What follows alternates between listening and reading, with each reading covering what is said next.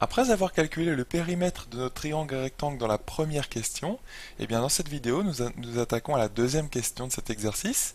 En fait, on nous demande de savoir si le champ de notre agriculteur, que j'ai dessiné ici donc en rouge, a une forme de triangle rectangle.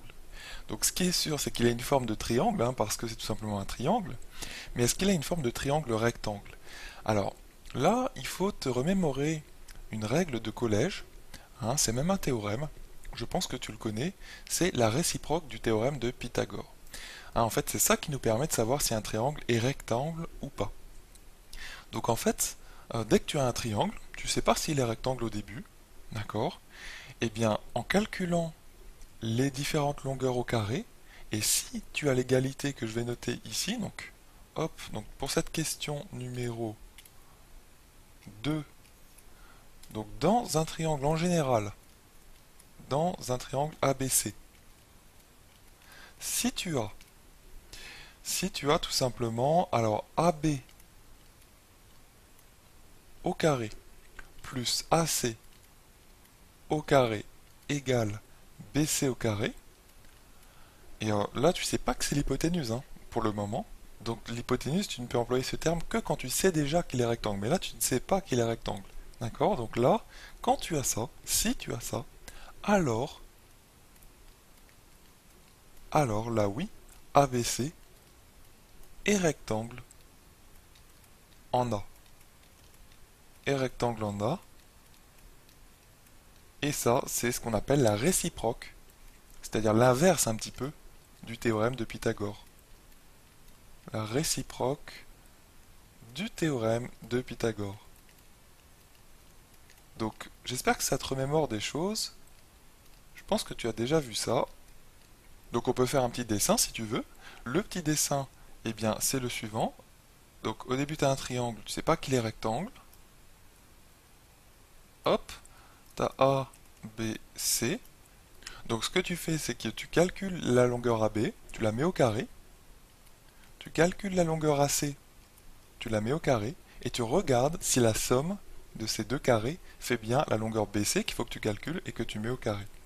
Et si c'est le cas, s'il y a bien une égalité entre ces deux choses-là, alors ton triangle est bien rectangle en A, et c'est seulement à la fin que tu pourras mettre ceci. Ça marche? Et je te rappelle le théorème de Pythagore, hein. Le théorème de Pythagore, c'est quand tu sais déjà au départ que tu as un triangle rectangle, alors tu as cette relation-là qui est vraie. D'accord? Donc c'est l'inverse en fait, le théorème de Pythagore tout seul. Mais la réciproque de Pythagore, c'est quand tu sais pas qu'il est rectangle, et bien si tu as cette relation qui est vraie, alors le triangle peut dire qu'il est rectangle, au final. Voilà. Donc ça c'est exactement cette règle que nous allons appliquer.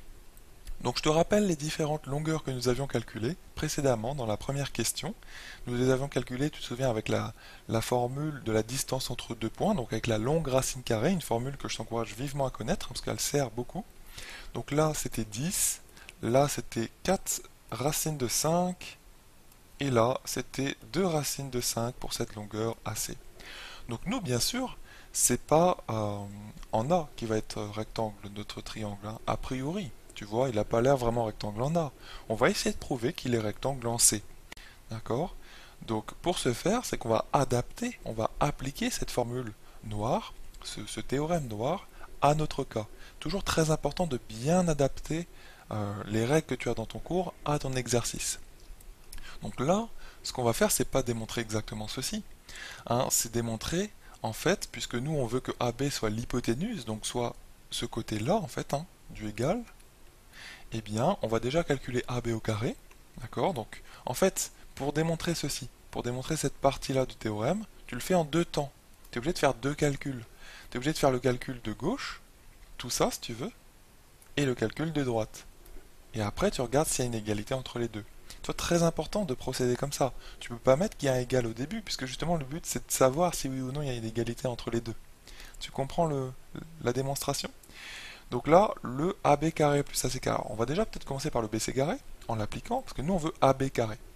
Hein, donc, hop, tu pourrais mettre comme ça sur ta copie. Tu fais un premier point, d'accord? Et tu calcules AB carré. AB carré, c'est tout simple. Vu que AB c'est 10, ça donne 10 au carré, et donc ça donne 100. Voilà donc pour ce côté-là d'accord, du égal, sachant qu'on ne sait pas encore s'il y a un égal. Tu mets maintenant un deuxième point, tu fais le calcul si tu veux de gauche, ce calcul-là, et tu calcules la somme des deux autres côtés au carré, à savoir 2 racines de 5 plus, au carré, hein, plus 4 racines de 5, le tout au carré. Donc c'est parti, on fait ce calcul. Alors, ça va être donc AC, tu peux d'abord commencer en écrivant avec les lettres, AC carré, plus BC carré. Tu vois, ça c'est l'adaptation en fait du côté gauche de cette égalité, hein. Et bien là, on calcule, AC, c'est donc 2 racines de 5. On fait ce petit calcul rapidement, hein. 2 racines de 5, le tout au carré, plus BC au carré, donc là on ne fait que remplacer pour le moment, 4 racines de 5, le tout au carré. Donc maintenant, comment on calcule ça? Donc je te rappelle qu'un carré, ce n'est rien d'autre que le nombre fois lui-même, hein. Donc 2 racines de 5 fois 2 racines de 5. Donc en fait, je peux l'écrire comme ça si tu veux pour aller lentement. 2 racines de 5 fois encore 2 racines de 5. Bon, je pense que tu seras d'accord avec moi que ça donne 2 fois 2 fois racine de 5 fois racine de 5. Racine de 5 fois racine de 5, ça fait 5. Et 2 fois 2, ça fait 4. Donc tu obtiens 4 fois 5. Ça marche? Donc là, on va faire pareil pour la deuxième, hein. Plus 4 racines de 5, tu vois, on l'écrit lentement, c'est vraiment comme ça que tu peux procéder, hein, si t'es pas à l'aise au début. Fois 4 racines de 5. Et je t'encourage vraiment à procéder lentement au début en mathématiques, c'est très important.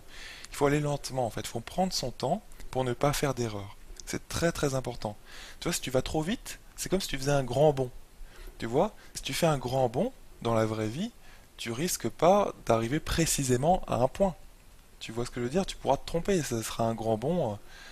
Si t'es pas habitué à faire des grands bonds, tu vois, tu arriveras là où tu vas arriver, le point où tu vas arriver, il sera pas forcément très précis. C'était pas là forcément que tu voulais aller. Par contre, si tu fais des petits pas, eh bien, si chaque petit pas est bien fait, eh bien, à la fin, tu arriveras exactement là où tu veux. Tu comprends? Donc c'est pour ça que je t'encourage à procéder lentement. Donc là, on obtient, donc on avait dit 20, et 4 fois 4 pour le deuxième terme, ici ça fait 16, et 16 fois racine de 5 fois racine de 5, ça fait donc 5, hein. Donc 16 fois 5, eh bien, ça fait 80, hein, parce que ça fait 5 fois 10, plus 5 fois 6, donc 50 plus 30, hein, donc plus 80. Voilà, donc on tombe sur 100. Donc on a bien notre égalité ici. Tu vois, sur ta copie, tu dirais, on a bien, après calcul, hein, AB carré, tu dois pas le dire au début, hein, tu le mets vraiment après calcul des deux membres en fait. Eh bien, on a bien l'égalité entre les deux. Donc, tu mettrais d'après la réciproque du théorème de Pythagore, eh bien, on a tout simplement notre triangle ABC et rectangle en C. Ça marche? Hein, j'espère que tu as bien compris cette petite démonstration toute simple.